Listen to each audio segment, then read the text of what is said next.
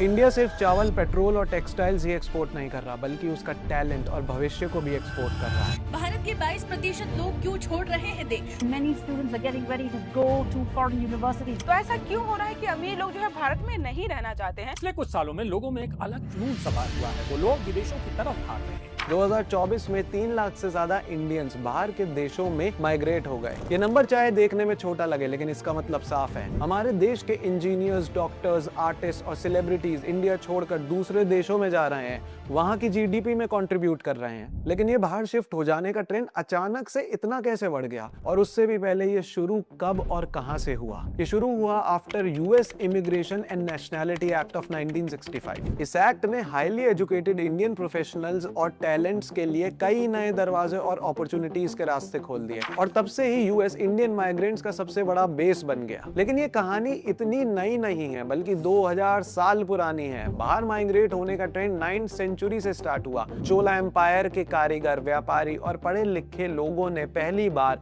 अपना घर छोड़कर बाहर जाना और रहना शुरू किया। तब से ही भारतीयों को कम पैसों में काम करने और सबके साथ न्यूट्रल रहने की वजह से दूसरे देश के लोग आसानी से अपनाने लगे। और 1973 में तेल की भरमार की वजह से गल्फ को इंडियंस का मेजर माइग्रेंट बेस माना गया। लेकिन ये तो हो गई तब की बात। आज की तारीख में क्यों हर दूसरा बंदा बाहर जाने की एटलीस्ट अपने दिमाग में प्लानिंग तो कर ही रहा है, या ऑलरेडी जा चुका है, और इसका हम सब इंडियंस पर क्या इम्पैक्ट पड़ता है?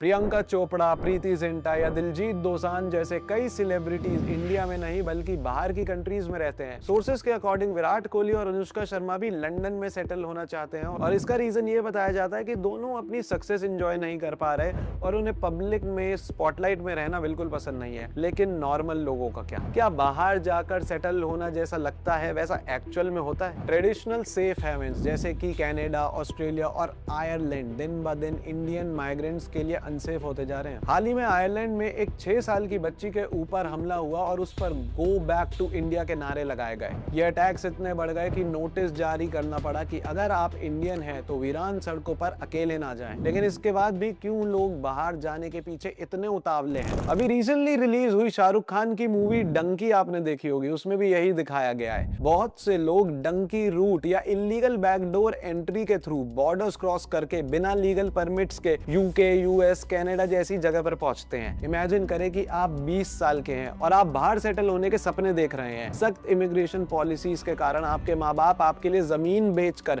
एक ऐसे एजेंट को 65 लाख रुपए दे देते हैं, और एक बहुत ही मुश्किल और इलीगल सफर के बाद आप एंट्री लेते हैं अपनी ड्रीम डेस्टिनेशन में, जहां जल्द ही आपको उस देश की पुलिस ढूंढ लेती है, और फिर तो ना आपके सपने बचते और ना ही अकाउंट में पैसे। ये कोई मामूली इमेजिनेशन नहीं, बल्कि करनाल गांव के 20 साल के आकाश की कहानी है। Akash, who is 20 years old, dreamt of going abroad. To send Akash abroad, his family sold 2.5 acres of land. This year, he crossed over. However, he was soon caught. 2021 से लेकर अगस्त 2024 तक US customs and border protection ने 2.74 लाख से ज्यादा Indians को पकड़ा है, जो आकाश की तरह डंकी रूट से इलीगली वहां पहुंचे थे। लेकिन सवाल ये है कि ऐसा क्या है इन कंट्रीज में जो कोई भी इंसान गैर कानूनी तरीकों से भी बस अंदर घुसना चाहता है? वर्ल्ड बैंक के हिसाब से जब एक इंडियन बाहर माइग्रेट करता है तो उसकी सालाना कमाई लगभग 118% से बढ़ जाती है, और साधारण काम करने वाले वर्कर्स के लिए तो ये कभी कभी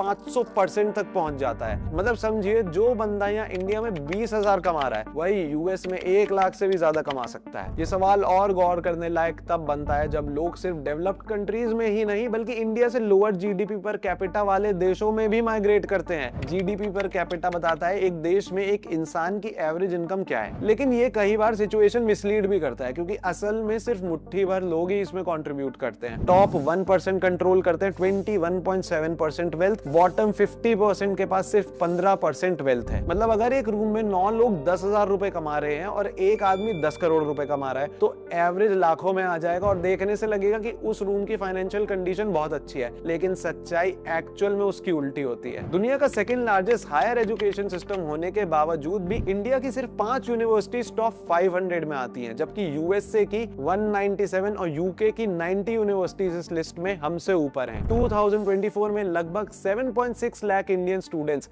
हायर स्टडीज के लिए बाहर गए, जबकि सिर्फ 40,000 फॉरेन स्टूडेंट्स इंडिया पढ़ने आए। और ऐसा क्यों ना हो जब पिछले 7 सालों में 70 से भी ज्यादा एग्जाम्स में लीक और स्कैम्स हुए हैं। 2024 में नीट, एसएससी, सीयूईटी जैसे गवर्नमेंट एग्जाम्स लीक और पुअर मैनेजमेंट के कारण लगातार कंप्लेंट्स फाइल हुई हैं। तो कोई भी यहाँ अपना फ्यूचर क्यों और कैसे देखेगा? अगस्त 2025 में हुए एसएससी एग्जाम यानी स्टाफ सिलेक्शन कमीशन के फेज 13 के बाद 50,000 कंप्लेंट्स लॉन्च की गई एग्जाम बोर्ड्स के खिलाफ। टेक्निकल फेलियर, लास्ट मिनट पर एग्जाम कैंसिल हो जाना या फिर एडमिट कार्ड आने में देरी हो जाना, ऐसी बातों पर जब टीचर्स और बच्चों ने प्रोटेस्ट किया तो उन्हें जवाब के तौर पर पुलिस की लाठी चार्ज का सामना करना पड़ा। जब इंडिया में mostly major exam computer based testing से लिए जाते हैं तो फिर क्यों सिर्फ 54% स्कूल्स में इंटरनेट और 57% में कंप्यूटर अवेलेबल हैं, जिसके कारण गवर्नमेंट का 13 से 17% पैसा एजुकेशन में अलॉट होने के बाद भी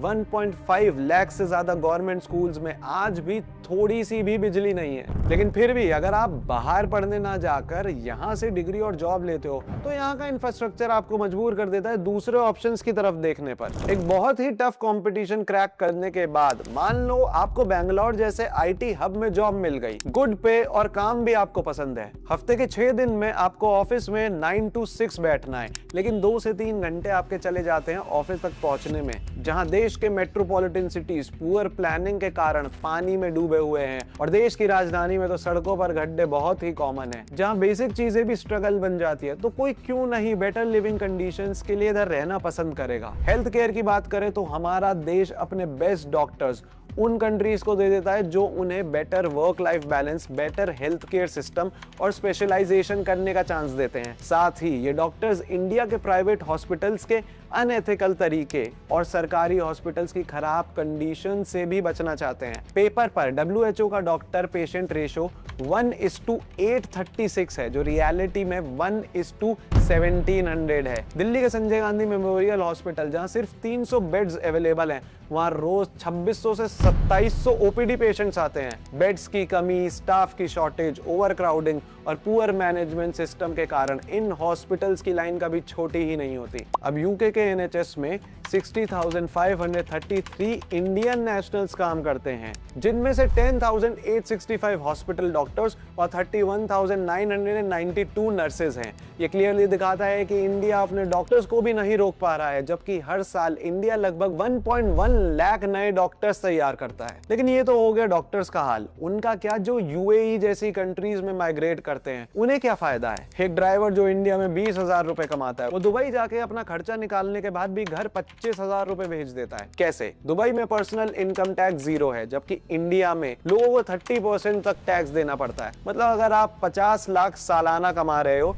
तो दुबई शिफ्ट होते ही सीधे 15 लाख की सालाना बचत हो सकती है। उसके बाद इंडिया में कॉम्प्लेक्स GST रेट्स है 5% से 28% तक, जबकि दुबई में सिर्फ एक फ्लैट 5% वैट लगता है। और अगर एक्सपेंसेस की बात करें तो हाँ, दुबई किसी भी इंडियन स्मार्ट सिटी से थोड़ा महंगा जरूर है, लेकिन फिर भी वहां बाहर से आए लोग ज्यादा कैसे कमा लेते हैं। तो इमेजिन करिए कि आप 30 लाख साल का कमाते हो और आप जाते हो किसी गाड़ी के शोरूम में, देखते हो कोई 36 लाख की गाड़ी जो आपके बजट में है, पर फिर आपको पता चलता है कि उस पर लगता है 18 से ज्यादा लाख का tax, GST, cess tax, road tax, green cess tax, TCS, और अब आपकी गाड़ी हो जाती है 54 लाख की। डेटा के हिसाब से हर रोज इंडिया से लगभग 7,000 लोग बाहर माइग्रेट करते हैं, और अक्सर हम ऐसा ही सोचते हैं कि ये तो उनकी पर्सनल चॉइस है, उससे हमें क्या लेना देना। लेकिन उसका इम्पैक्ट हम सब पर पड़ता है। लोग अपने एक्शन से कह रहे हैं कि उन्हें अपने फ्यूचर की उम्मीद इंडिया में नहीं दिख रही। वर्ल्ड हैप्पीनेस रिपोर्ट में इंडिया 118th रैंक पे है, मतलब दुनिया के आधों से ज्यादा देशों के लोग हमसे ज्यादा खुश हैं। ह्यूमन डेवलपमेंट इंडेक्स, जिसमें हेल्थ, एजुकेशन और इनकम आकी जाती है, वहां भी इंडिया 130th पर है, और क्वालिटी क्वालिटी ऑफ लाइफ में 53 कंट्रीज में से 52nd पर इंडिया रैंक होता है। अब आप खुद सोच सकते हैं, यूएई हैप्पीनेस इंडेक्स में अगर इंडिया से कंपेयर किया जाए तो 90th रैंक पर है। सिंगापुर वर्ल्ड क्लास गवर्नेंस के साथ करप्शन इंडेक्स में 5वीं पोजीशन पर है। इंडिया 93rd पर है। वहीं कनाडा साफ एनवायरनमेंट के लिए फेमस रैंक 25th पर है और इंडिया 176th पर। और सेफ्टी की बात तो शायद करनी ही नहीं चाहिए। यहाँ आज भी रात के 9 बजे के बाद शहरों में लड़कियां सेफली नहीं चल सकती, लेकिन सरकार को इससे क्या, उन्हें तो बस कुत्तों को पकड़ने से मतलब है। ये सब काफी नहीं है क्या लोगों को बेटर लाइफ के लिए बाहर माइग्रेट कर जाने के लिए? तो दोस्तों, सक्सेसफुल इंडियंस के लिए ये चॉइस देशभक्ति और सेल्फ इंटरेस्ट के बीच नहीं, बल्कि ये चॉइस है एक तरफ इंडिया की क्लियरली पुअर लिविंग कंडीशंस को एक्सेप्ट करना या फिर उन बेटर ऑप्शंस को चूज करना जो दुनिया के और देशों में है। अब कुछ लोग बोलेंगे, अरे इस देश में रह के तुम इतना अगेंस्ट क्यों बोल रहे हो, इतना है तो देश छोड़ के चले जाओ। तो यहाँ मैं सभी को एक बात क्लियर कर दूं कि मेरा फिलहाल ऐसा कोई इरादा नहीं है, लेकिन मेरी तरह जो लोग इंडिया में रह रहे हैं उनके लिए ये इशू बहुत ही बड़ा है, क्योंकि हर साल जो 18,000 से भी ज्यादा हाई नेटवर्थ इंडिविजुअल्स इंडिया को छोड़ने का फैसला लेते हैं, वो अपने साथ अपने टैलेंट ही नहीं बल्कि इन्वेस्टमेंट अपॉर्चुनिटीज, एम्प्लॉयमेंट अपॉर्चुनिटीज सब लेके चले जाते हैं। तो सोच के देखिए, हमारे देश के टॉप स्किल प्रोफेशनल हमारे देश में ना रहकर दूसरे देशों में काम करे, वहां की प्रोग्रेस करे, तो क्या इसमें हमारा नुकसान नहीं है? आपको जानकर हैरानी होगी पर हर 1% स्किल्ड वर्कफोर्स ड्रॉप से जीडीपी ग्रोथ 0.5% कम हो जाती है। मोस्टली इंडिया के अमीर लोग, फैमिली ऑफिसेज और एंजल इन्वेस्टर्स अपना बेस दुबई, सिंगापुर में डाल देते हैं। इसका कारण है कम टैक्स और सिंपल रूल्स, जिनसे उनका पैसा सिक्योर और उस पर अच्छे रिटर्न मिल जाते हैं। इसकी वजह से चाहे पैसा फिजिकली इंडिया में हो, लेकिन लीगल और फाइनेंशियल ओनरशिप फॉरेन में होती है, इसलिए इंडिया को उससे ना इकोनॉमिक बेनिफिट मिलता है ना ग्रोथ का क्रेडिट। मतलब इंडिया में जो नई इनोवेशन होती वो या तो अब डिले हो जाती है या फिर फॉरेन कंट्रोल में चली जाती है। ये कहानी सिर्फ पैसे की नहीं बल्कि पूरा इकोसिस्टम वीक होने की है। लेकिन सबसे इंपॉर्टेंट सवाल, क्या इसे रिवर्स किया जा सकता है? शायद हाँ। चाइना ने 2008 में 1000 टैलेंट्स नाम का एक प्रोग्राम स्टार्ट किया था। साइंटिस्ट को करोड़ों के साइनिंग बोनस, रिसर्च फंडिंग, घर, फैमिली सपोर्ट सब मिला और इसका रिजल्ट हुआ कि 7000 से ज्यादा टॉप रिसर्चर्स वापस आए। 2017 तक उनका रिसर्च आउटपुट यूएस से भी ज्यादा हो गया। हम सबको समझना होगा कि असली डेवलपमेंट सिर्फ जीडीपी नंबर से नहीं होती, वो तब होती है जब सबको अच्छी एजुकेशन मिले, सेफ सड़कें हो, पॉल्यूशन कंट्रोल्ड हो और महंगाई भी कंट्रोल में रहे। स्पेशली पढ़ाई और दवाई देश में अफोर्डेबल हो सबके लिए। जितना भी हम टैक्स पे करते हैं इस देश में, उससे हमें फायदा हो और हमें दिखे कि वो कहाँ लग रहा है, क्योंकि अक्सर हम देखते हैं कि उससे बड़े बड़े लोगों के लोन्स माफ हो जाते हैं और उसका हिसाब हम आम लोगों को कभी नहीं मिलता। अगर ऐसे ही चलता रहा तो एक दिन ऐसा आएगा जब देश का सारा टैलेंट बाहर चला जाएगा और जो बचेगा वो होगा सिर्फ एक खोखला सिस्टम। बजट में हम बड़े बड़े वादे तो सुनते हैं, लेकिन अगर उन्हें पूरा ही ना किया जाए और टैलेंटेड लोग देश छोड़ते रहें तो कैसे बनेगा इंडिया सुपर पावर? आखिर में सवाल ये है कि क्या हम अपने देश के टैलेंट को ऐसे ही जाने देना चाहते हैं और टैक्स और महंगाई के बोझ के नीचे बस बिना कोई एक्चुअल बदलाव लाए जीना चाहते हैं, या हम एक ऐसा इंडिया बनाना चाहते हैं जहां लोग रहने को तरसे नहीं बल्कि रहने पर गर्व करें? सोचने वाली बात है। कमेंट करके नीचे जरूर बताइएगा आपके क्या व्यूज हैं। इस वीडियो में जो भी मैंने सोर्सेज यूज किए हैं उन्हें नीचे डिस्क्रिप्शन बॉक्स में डाल दिया गया है। मिलते हैं अगली वीडियो में। जय हिंद।